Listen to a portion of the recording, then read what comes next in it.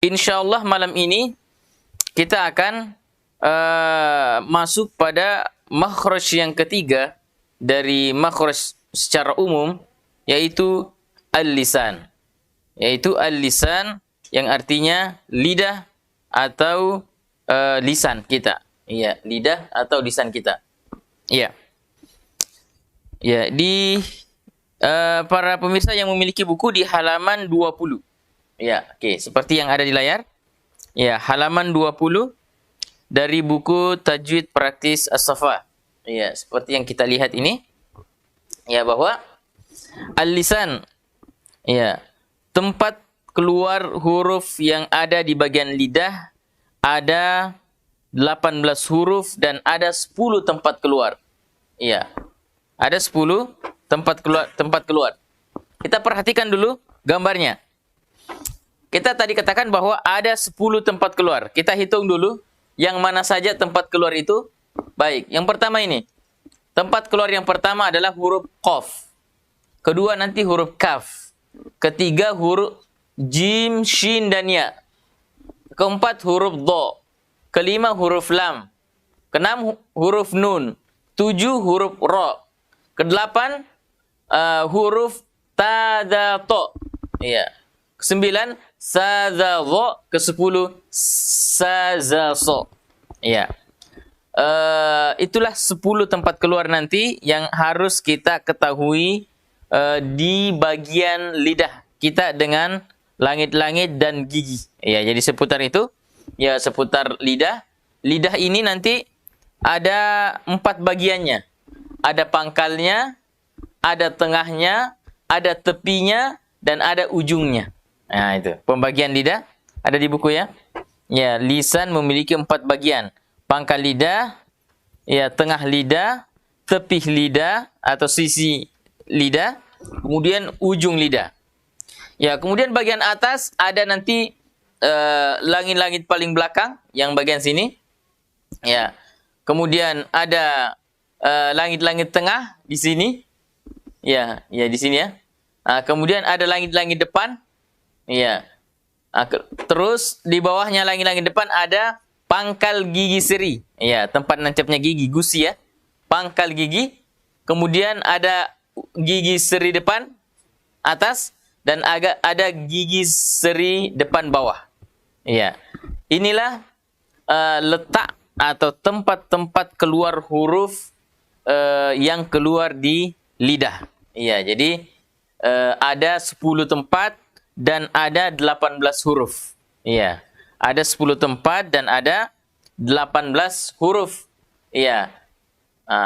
Ini mestinya harus kita kuasai. Ya, mestinya harus kita kalau perlu dihafalkan tempat-tempat ini. Iya, karena tempat ini akan membantu kita nanti pada bab idgham. Ya, nanti dalam buku tajwid itu ada di bab ke-5 kalau nggak salah, yaitu ada babul idgham. Kita nanti akan belajar tentang huruf-huruf yang diidghamkan.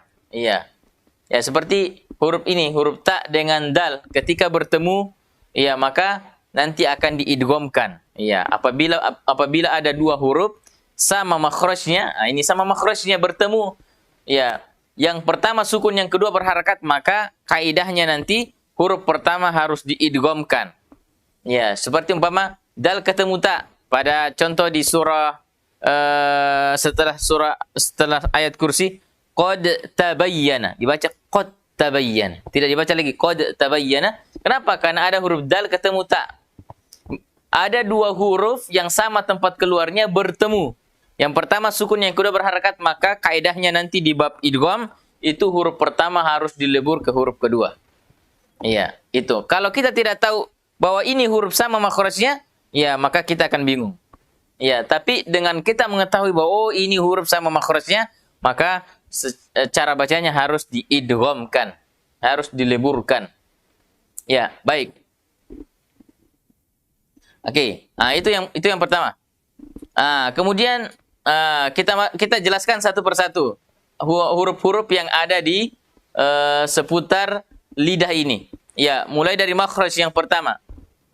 Makhraj yang pertama yang ada di lidah yaitu aqsal lisani ma'a ma fawqahu minal hanakil lahmil a'la. Ya, ini seperti ini gambarnya. Makhraj yang pertama adalah huruf qaf. Ya, tadi huruf qaf. Di mana makhrajnya? Pangkal lidah bertemu dengan langit-langit atas atau disebut anak tekak. Nah, di sini. Ya, jadi kalau kita suruh teman kita buka mulutnya A, kita bisa melihat ada daging yang menggantung di dalam. Ah, itu disebut anak tekak. Nah, disinilah makhrajnya. Jadi pangkal lidah kita ini ya bertemu dengan anak tekak itu. Ya, ak. Rasakan kalau kita sukunkan ak. Nah, itu di dalam itu bersentuhan seperti ini. Pangkalnya ketemu dengan langit-langit paling belakang ini. Disitulah makhrajnya huruf qaf. Jadi qa, qi, qu, baqo. Ah, kalau dia sukun dia ada pantulannya karena huruf qalqalah. Iya.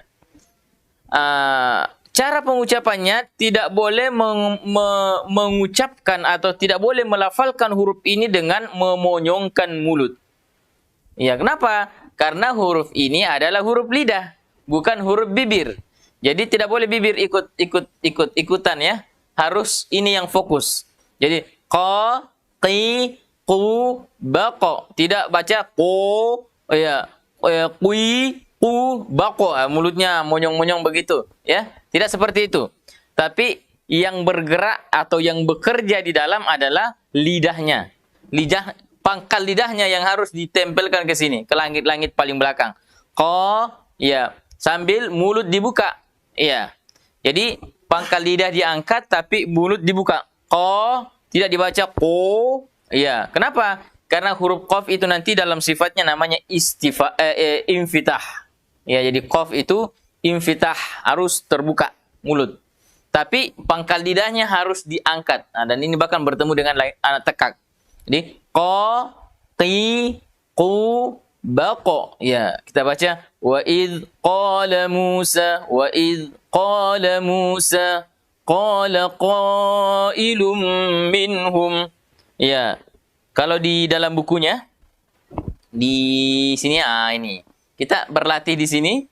Ini ada banyak versi, namun yang kita masukkan di buku adalah yang pendeknya. Ya, jadi ini latihan huruf qaf ya. Ya, jadi contoh seperti ini. Ya. Qaqan qaqi qaqa naminal muqani muqaqan qaqi qa. Ya, jadi pertama kita sudah mendapatkan hukum nun sukun ketemu qaf. Nah, ini sebenarnya sudah nun sukun. Maka cara membacanya harus dibaca dengan samar-samar atau namanya nanti ikhfa. Iya, jadi ketika ada huruf qaf bertemu dengan alif, maka ini nanti namanya mad tabi'i. Dipanjangkan 2 harakat. Qa. Jadi suara kita terayun. Iya. Alif yang keluar di al-jauf. Ingat pelajaran yang pertama al-jauf. Berarti qa, tidak boleh di hidung. Qa. Harus qa, lepas di rongga mulut, rongga tenggorokan. Ya, qaf lagi ketemu dengan nun ketemu qaf, maka terjadi hukum namanya nanti ikhfa. Ya, dibaca dengan samar-samar nunnya disertai dengungan. Qaqan qa. Mau tebal lagi. Qaf fathah qi.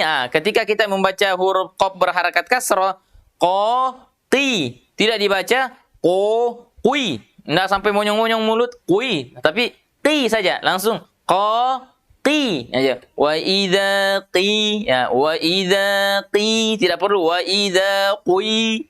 Ya, apalagi terlalu dalam biasanya ada wa idza qi, terlalu dalam. Itu tidak sampai begitu. Ya, cukup di sininya saja. Ya, jangan sampai turun ke sini karena di sini nanti makhrajnya huruf kha dan huruf ghain. Ya, qaf ada di langit-langit belakang saja. Ya. Baik, muko qaqi ketika qaf sukun maka harus keluar qalqalahnya. Sifat qalqalah harus dipantul. Naminal ketika ketemu dengan lam sukun maka jangan memantulkan lam. Jangan baca minal tapi minal. Itu namanya mati. Muko sukun lagi ini muko ketika 2 harakat ya matobi. Qong tanun ketemu qaf sama dengan hukumnya dengan nun sukun ketemu qaf. Maka dibaca samar disertai dengung qaqiqa. Terakhir berhenti bacaan pada fathatain di akhir kata. Nanti dalam hukum ilmu tajwid namanya mad iwad. Iya, mad iwad yaitu apabila bacaan berhenti pada fathatain di akhir kata, maka dibaca sama panjangnya dengan mad tabi'i, yaitu 2 harakat. Jadi terakhirnya itu qaqiqa. Ya, nanti kalau kita membaca di surah seperti An-Nazi'at, wan nazi'ati gharqa. Itu 2 harakat. Jangan kelebihan. Wan nazi'ati gharqa. Itu kelebihan. 2 harakat saja. Kenapa? Karena yulhaqu bih, dihukumi sama dengan mad tabi'i, berarti panjangnya 2 harakat saja. Ya, jangan lebih dan jangan juga kurang. Kita membaca wan nazi'ati gharqa. Itu kurang. Harus gharqa, terayun suara. Iya, terayun 2 harakat.